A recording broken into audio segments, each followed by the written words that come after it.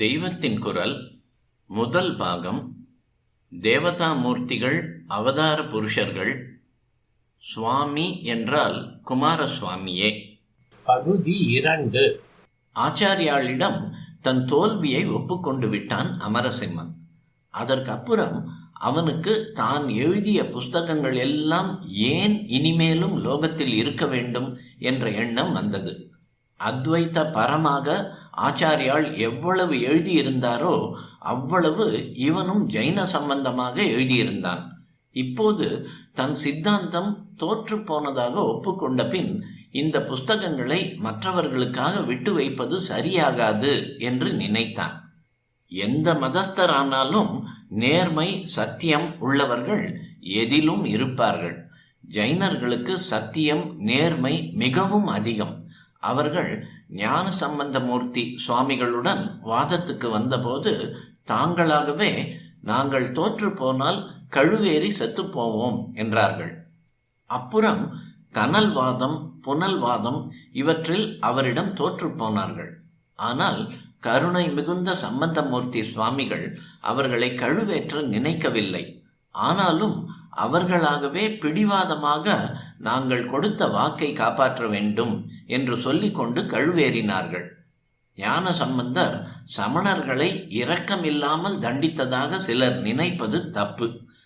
இவர் வாதத்தில் ஜெயித்து அதனால் பாண்டியராஜா இவர் பக்கம் சேர்ந்து எதிராளிகளுக்கு எந்த சிக்ஷை தரவும் இவருக்கு அதிகாரம் தந்தும் கூட அவர் ஜைனர்களை மன்னித்ததே அவருடைய பெருமை.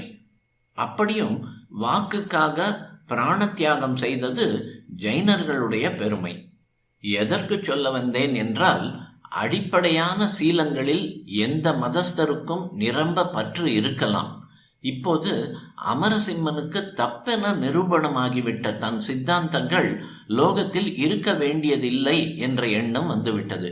எனவே பெரிதாக நெருப்பை மூட்டி தான் எழுதியிருந்த சுவடிகளை ஒவ்வொன்றாக அதிலே போட்டு பஸ்மமாக்கினான். சரஸ்வதியின் அனுகிரகம் பெற்று எத்தனையோ காலம் பரிசிரமப்பட்டு எழுதியதையெல்லாம் இப்போது ஒரு கொள்கைக்காக தன் கைகளாலேயே அக்னியில் போட்டு எரித்தான். இதை ஆச்சாரியால் கேள்விப்பட்டார். ஆனால் துளிக்கூட சந்தோஷப்படவில்லை. மாறாக மிகுந்த துக்கமே கொண்டார். அவர் அமரசிம்மனிடம் ஓடோடி வந்தார். அடடா, என்ன காரியம் செய்து கொண்டிருக்கிறாய்? லோகம் என்று இருந்தால் நானா தினுசான அபிப்பிராயங்கள் இருக்கத்தான் செய்யும். பல அபிப்பிராயங்கள் இருந்து ஒன்றுக்கொன்று ஒப்பிட்டு பார்த்து சர்ச்சை பண்ணுவதுதான் பல நிலைகளில் இருக்கிற ஜனங்களுக்கு அறிவை தெளிவுபடுத்தும். எதிர்கட்சி இருந்தால்தான் நம் கட்சியில் உள்ள நல்லது பொல்லாததுகளை நாமே அலசி பார்த்து கொள்ள முடியும். நீ எந்த மதஸ்தனாகத்தான் இருந்துவிட்டு போ, ஆனாலும் நீ மகா புத்திமான் என்று நான் உன்னை கௌரவிக்கிறேன். உன் கொள்கைகளை புத்தி விசேஷத்தால் எத்தனை நன்றாக எடுத்துச் சொல்ல முடியுமோ அத்தனை நன்றாக செய்து புஸ்தகங்கள் எழுதியிருக்கிறாய். உண்மையில் பரம தத்துவம் இதற்கு மாறாக இருந்தாலும் இருந்துவிட்டு போகட்டும். உன் புத்தி அளவில் நீ இந்த சித்தாந்தங்களுக்கு எப்படி ஆதரவு காட்டியிருக்கிறாயோ அதிலேயே ஒரு அழகு, புத்தியின் பிரகாசம் இருந்தது. இதையெல்லாம் லோகத்துக்கு இல்லாமல் செய்யலாமா என்று ஆச்சாரியால் அவனிடம் சொல்லி அவன் கையை பிடித்து அவன் கடைசியாக அக்னியில் போட இருந்த புஸ்தகத்தை போட ஒட்டாமல் தடுத்தார். அப்போது அவன் கையில் இருந்ததுதான் அமரகோசம். ஆச்சாரியால் தடுத்திருக்காவிட்டால் அதுவும் சுவாகாவாகி இருக்கும். ஆனாலும் துரதிருஷ்டவசமாக சமய சம்பந்தமான அவனுடைய புஸ்தகங்கள் எல்லாம் போய்விட்டன.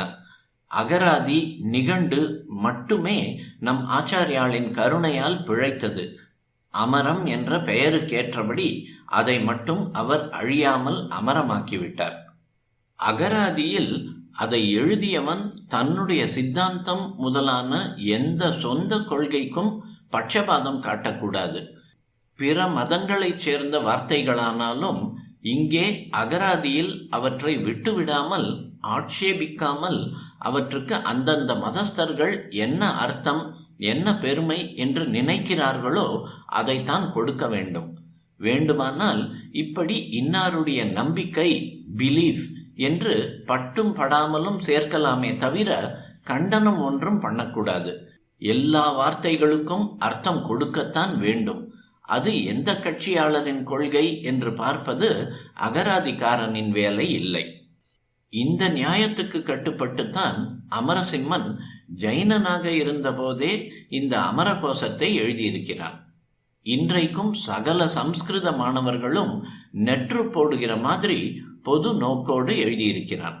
அகராதியா, நெற்றுவா? அது என்ன காவியமா, ஸ்தோத்திரமா? அதை எப்படி நெற்று போடுவது என்று தோன்றும். ஆனால் அமரகோசம் அழகான சுலபமான ஸ்லோகங்களாக, காவியம் மாதிரி, ஸ்தோத்திரம் மாதிரி அப்படியே நெற்று போட வசதியாகத்தான் இருக்கிறது. அதை மனப்பாடம் செய்வது வழக்கமாகிவிட்டிருக்கிறது. அந்த காலத்தில் எல்லா சாஸ்திரங்களும், வேதாந்தம், வைத்தியம், சங்கீதம், டிக்ஷனரி கூடத்தான் ஸ்லோகங்களாகத்தான் செய்யப்பட்டன. காரணம் என்ன? அப்போது அச்சு போட்டு புஸ்தகம் தயாரிக்க தெரியாது. எனவே கடைக்கு போய் விலை கொடுத்து எத்தனை பிரதி வேண்டுமானாலும் வாங்கிக் கொள்ளலாம் என்றால் முடியாது. அத்தனை வித்தியார்த்திகளுக்கும் ஏட்டுச்சுவடியில் எழுதி கொடுப்பது என்றால் அதற்கே ஆயுசு காலம் போதாது. எனவே எதையும் மனப்பாடம், மெமரைஸ் பண்ணுகிற மாதிரி கொடுப்பதே யுக்தம் என்று கண்டார்கள். பேச்சு நடையில் புரோஸ் இருப்பது மறந்து போகும். எப்போதும் நாம் பேசிக்கொண்டே இருப்பதால் அதே நடையில் இருக்கிற பாடம் தனியாக மனசில் நிற்காமல் உதிர்ந்து போய்விடும். ஆனால் அதுவே ஒரு சந்தம், எதுகை, மோனை முதலானவைகளோடு சேர்ந்து செய்யுளாக, பொயட்ரியாக வந்துவிட்டால் மனப்பாடம் செய்து மனசில் மறக்காமல் பதித்து கொள்ளலாம். இதனால் தான் எந்த சாஸ்திரத்தையும் ஸ்லோகங்களாக செய்து உருப்போட வைத்தார்கள். அச்சு புஸ்தகங்கள் வருகிற வரையில் மகா பண்டிதர்களாக இருந்த பலர் ஒரு ஏட்டுச்சுவடி கூட இல்லாமல் ஞாபக சக்தியிலிருந்தே சகல சாஸ்திரங்களையும் கற்றுக்கொண்டு சொல்லி வந்தார்கள். இப்போது புஸ்தகம் என்று ஒன்று இருப்பதால் பார்த்து கொள்வதற்குத்தான் ஃபார் ரெடி ரெஃபரன்ஸ் புஸ்தகம் இருக்கிறதே என்று எவரும் எதையும் இப்படி மனசுக்குள் ஆழமாக வாங்கிக் கொள்ளாத நிலைமையையே பார்க்கிறோம். இன்று வெளியே லைப்ரரிகள் அதிகம். அக்காலத்திலோ எழுத படிக்க தெரியாதவர்கள் கூட ரொம்ப பேர் தாங்களே வாக்கிங் லைப்ரரிகளாக, நடமாடும் வாசக சாலைகளாக இருந்து வந்தார்கள். காரணம் நெற்று பழக்கம்தான். இப்படி நெற்று பண்ணுவதாலேயே புத்திக்கு ஒரு பலம், ஐகாகிரியம், கான்சன்ட்ரேஷன், ஒழுக்கம், மென்டல் டிசிப்ளின் இவையும் மாணாக்கருக்கு உண்டாயிற்று. நிறைய நேரம் இதே காரியமாக உட்கார்ந்தால்தானே ஒரு விஷயம் மனப்பாடமாகும்.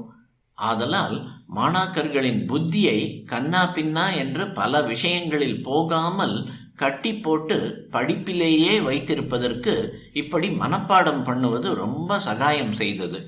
இதற்கு வசதியாக சகல சாஸ்திரங்களையும் சயின்ஸ்களையும் பத்தியமாக, பொயட்ரி எழுதி வைத்தார்கள். கத்தியம், பத்தியம் என்று இரண்டு. கத்தியம் புரோஸ், பத்தியம் பொயட்ரி.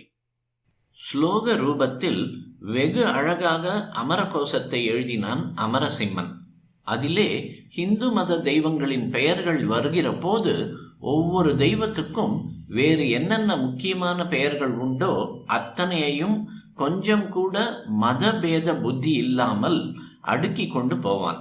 அதை கேட்டாலே அகராதியாக தோன்றாது, அர்ச்சனை போல, நாமாவளி போல தோன்றும். உதாரணத்திற்கு இதோ சம்பு என்ற வார்த்தைக்கு பிரதிபதங்களாக அமரம் சொல்வதை கேளுங்கள்.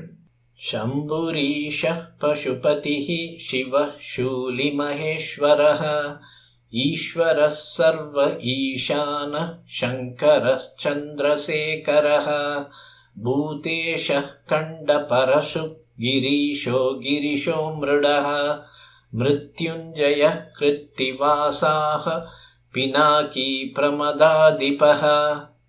அமரசிம்மன் பகவன் நாமாக்களை ரொம்பவும் ஆசையோடு சொல்லிக் கொண்டு போகிற மாதிரி இருக்கிறது. ஆரம்ப மாணவர்களும் நினைவு வைத்துக் கொள்கிற மாதிரி சுலபமாக, லலிதமாக பதங்களை போட்டிருக்கிறான். இந்திரா என்ற வார்த்தை வந்தவுடன் இப்படியே மகாலட்சுமியை பற்றி பொழிகிறான். கேட்கவே லக்ஷ்மிகரமாக இருக்கும். இந்திராலோக மாதாமா க்ஷீரோததனயா ரமா பார்கவீலோக ஜனனி க்ஷீரசாகர கன்யகா லக்ஷ்மீ பத்மாலயா பத்மா கமலா ஸ்ரீர் ஹரிப்ரியா. இப்படி போகிறது. டிக்ஷனரி மாதிரி இல்லை, ஸ்தோத்திரமாக இருக்கிறது.